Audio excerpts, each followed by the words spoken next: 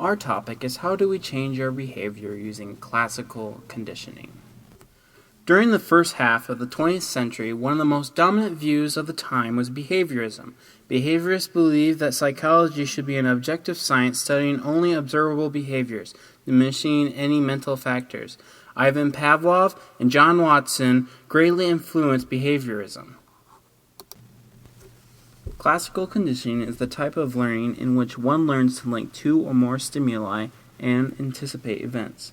This studies how learning is done in an environment using variations of stimuli and neutral stimuli to get similar respondent behaviors. Pavlov's experiments focused on respondent behaviors or how the stimulus or action influences the response or reaction. Pavlov experimented on how dogs salivated when they saw food. Therefore, the unconditioned stimulus was the food, while the unconditioned response was the dog salivating. He then added a neutral stimulus, or a stimulus that held no prior association. The sounds of the whistle induced no salivation. Once the whistle was played every time the food was brought to the dog. The dogs began to salivate even without the food. Pavlov called this conditioned response. The tone became a conditioned stimulus as it had been learned. The Little Albert experiment was a famous psychology experiment conducted by behaviorist John B. Watson. Watson was interested in taking Pavlov's research further to show that emotional reactions could be classically conditioned in people.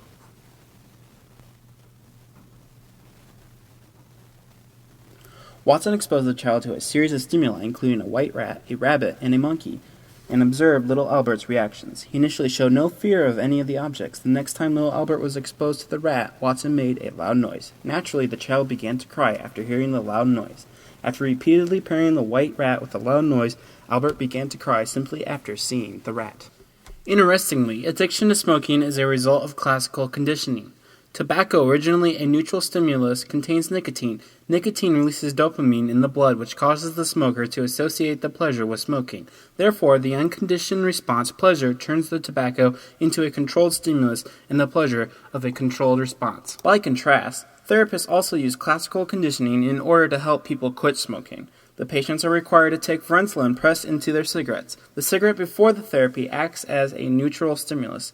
Vrenslin, an unconditioned stimulus, produces nausea, the unconditioned response. The classical conditioning causes the cigarette to become a conditioned stimulus, associated with the conditioned response, nausea. Thank you for listening.